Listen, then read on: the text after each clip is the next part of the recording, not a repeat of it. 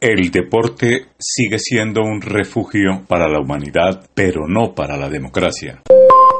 En los 128 años de existencia, el movimiento olímpico en su conjunto ha elegido con demasiada frecuencia el lado de la autocracia y la dictadura. Integridad y gobernanza nunca se escucharon en el debate deportivo. Las malas copias del movimiento olímpico, como en el caso del sistema paradeporte en algunas de sus secciones regionales, camina muy atrás en el ideal de la legitimidad, sumido en la autocracia usando la discapacidad para evadir el escrutinio público sin rendir claras cuentas. Empate 21 con Hernando Ayala. Transcurre en Dinamarca la conferencia Play the Game 2022, que reúne a pensadores, investigadores, periodistas que profundizan en las realidades que no marchan como debe ser para la gestión pública del deporte como valor universal, derechos de la humanidad, derecho fundamental en territorios como Colombia, Estado Social de Derecho, y Latinoamérica. Good afternoon. I'm Jens Sejer Andersen. Mr. Deputy Mayor. Expone Jens Sejer Andersen en Play the Game 2022 que el deporte debe elegir entre democracia y autocracia, que los valores del deporte son inequívocamente democráticos, pero a lo largo de su historia el movimiento olímpico ha elegido con demasiada frecuencia el lado de la autocracia y la dictadura. En su discurso de apertura, Andersen ha expuesto elementos sobre la mesa de discusión puestos ahí en una conferencia de 25 años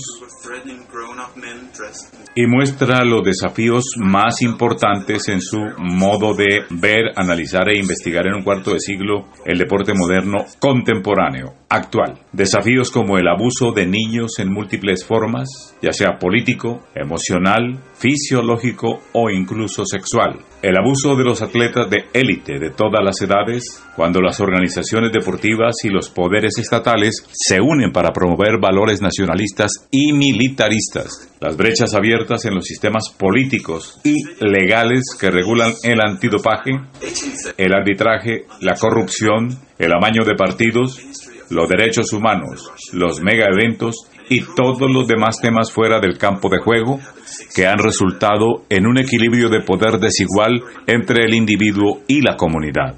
La falta de supervisión del mundo que rodea al sector deportivo de gobiernos, instituciones intergubernamentales, patrocinadores y medios de comunicación, todos, familia, se escucha demasiado a menudo. Todos estos temas, dice Andersen, y bastantes más, están en la agenda de nuestras discusiones durante esta conferencia global.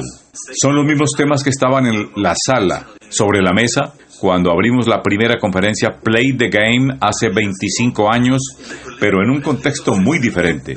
A nivel mundial fue un momento de optimismo entonces. Solo habían pasado 8 años desde la caída del telón de acero y alrededor de 25 nuevas naciones europeas estaban tratando de establecer nuevas democracias con diferente determinación, la caída de la cortina de hierro. En el dominio económico, la globalización era la nueva palabra de moda y el libre comercio prometía unir pacíficamente a todas las naciones del mundo.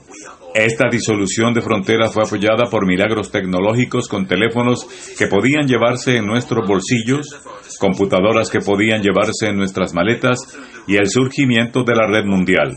El espíritu de optimismo que unió a 109 participantes de 34 países en la sede de las asociaciones danesas de gimnasia y deportes, con periodistas, académicos, líderes deportivos y otros actores relevantes interesados, unidos por primera vez para discutir las relaciones entre el deporte, medios y sociedad civil. Personalmente, sufría de la ilusión de que tan pronto como los problemas de corrupción, dopaje y abuso fueran de dominio público, alguien comenzaría a abordarlos y pronto disminuirían. Pues aquí estamos 25 años después, mucho más ricos en experiencia y algo más pobres en ilusiones. Hay guerra de nuevo en Europa y las placas continentales están en movimiento. Se mueven hacia un paisaje dividido en tres. Un bloque fuerte de estados autocráticos, un bloque fuerte de democracias liberales y entre ellos naciones que deben navegar lo mejor que puedan. No debe haber dudas sobre qué lado debe elegir el deporte y sus organizaciones. Los valores del deporte dejan poco margen para la vacilación.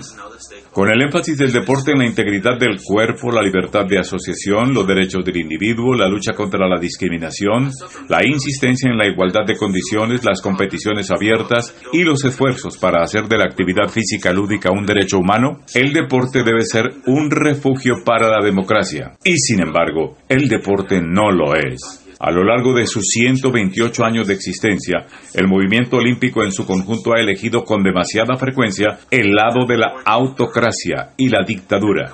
El deporte de élite ha mostrado un apetito infinito por las increíbles fortunas que los estados ricos en petróleo y gas pueden ofrecer, especialmente cuando no tienen que pedirles a sus contribuyentes y enfrentar elecciones. Estas inversiones han allanado el camino para que los regímenes autocráticos asuman importantes puestos de liderazgo en el deporte, y la mezcla de influencia política y financiera ha encontrado poca resistencia por parte de las fuerzas democráticas dentro del deporte y muy poca supervisión y control desde el exterior. En general, el deporte sigue siendo un refugio, pero no para la democracia.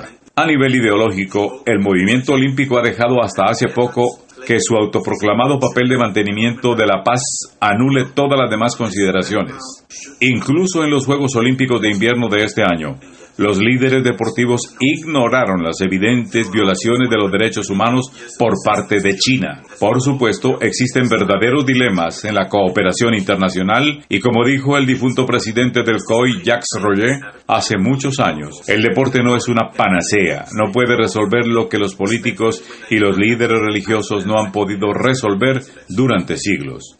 Por otra parte, si el deporte sigue reaccionando ante las violaciones flagrantes de los derechos humanos, los tratados internacionales y las normas deportivas con silencio diplomático y trato preferencial cada vez que el perpetrador es lo suficientemente poderoso, el deporte puede alentar efectivamente más delitos y transgresiones. Sería injusto afirmar que el deporte internacional podría haber evitado la agresión de Rusia en Ucrania, pero es oportuno reflexionar sobre el papel del deporte como facilitador del nacionalismo y el militarismo en Rusia y en otros lugares. Con Bielorrusia como una excepción notable recientemente, el COI nunca reacciona para proteger la libertad de asociación o la autonomía del deporte, como les gusta llamarlo. En estados autoritarios donde el deporte y las autoridades estatales son una unidad de poder inseparables. Escucharemos cómo las autoridades rusas jugaron con la comunidad mundial antidopaje y hoy sabemos que sus juegos fueron exitosos.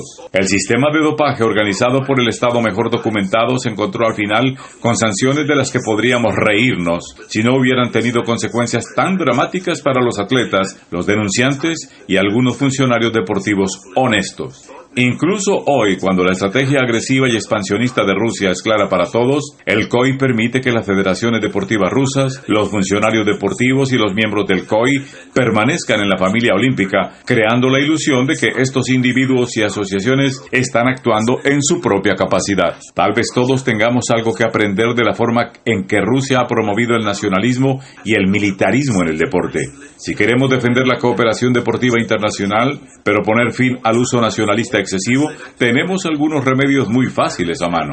Podríamos empezar eliminando las banderas, los símbolos patrios y los himnos nacionales de las competiciones deportivas internacionales. La Carta Olímpica establece que los Juegos Olímpicos son competiciones entre atletas en pruebas individuales o por equipos y no entre países. Además, todos los líderes deportivos hoy hablan de poner al atleta en el centro del escenario.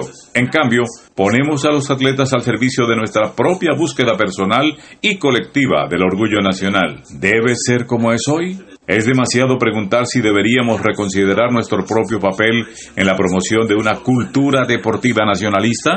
En términos de comunicación, propaganda e impacto global, el deporte internacional es sin duda el campo de batalla más importante entre democracia y autocracia en nuestros tiempos. Es un campo de batalla donde Play the Game ha luchado durante 25 años y ha sido parte de una movilización masiva del lado de la democracia y la ética. En 1997 no existía una organización mundial antidopaje y el fisiólogo de fama mundial, el difunto Ben Salting, nos sorprendió al hablar de aumentos en los valores sanguíneos y de un fármaco llamado EPO. El papel de los sindicatos de deportistas y jugadores era mínimo, y el autor uruguayo Eduardo Galeano podría citar a Sepp Blatter cuando dijo: "La FIFA no habla con los jugadores". Palabras como amaño de partidos, integridad y gobernabilidad nunca se escucharon en el debate deportivo. Los atletas no fueron abusados oficialmente.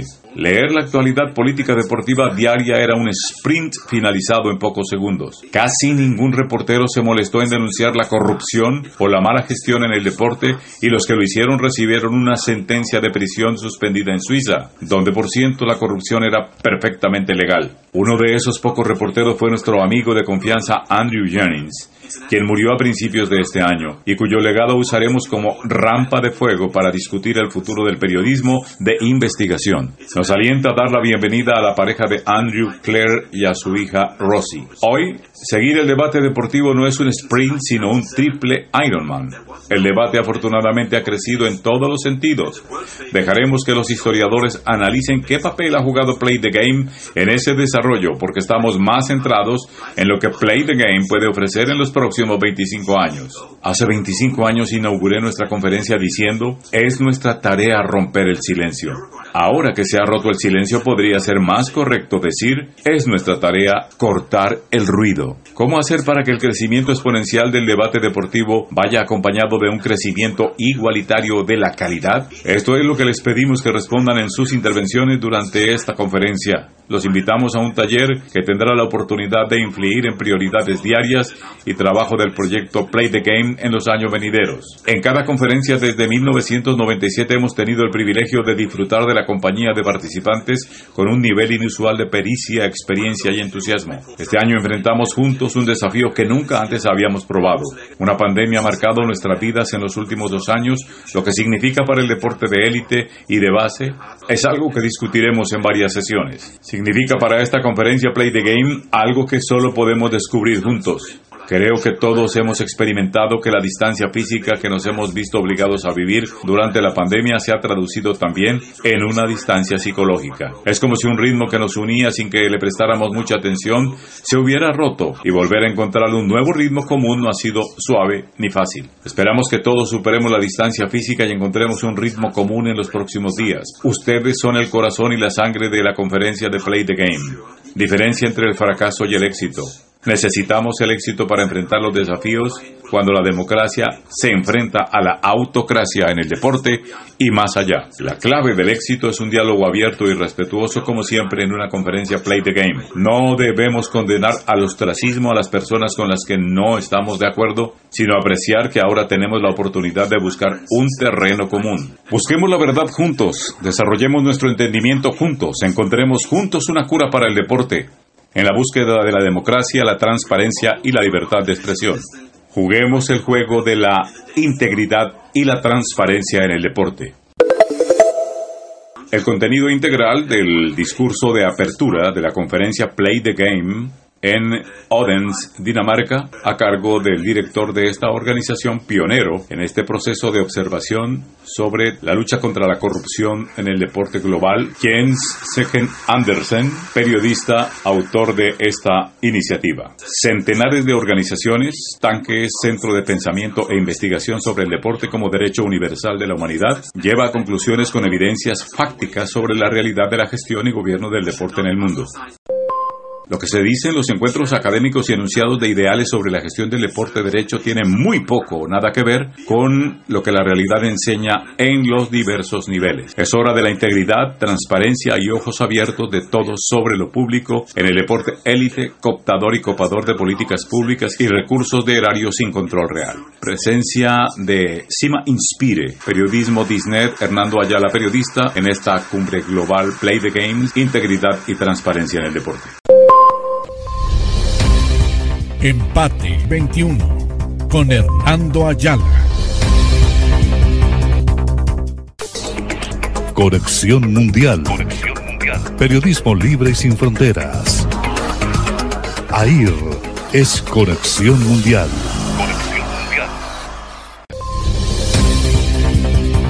AIR News, Alianza Internacional de Radio. AIR es mundial.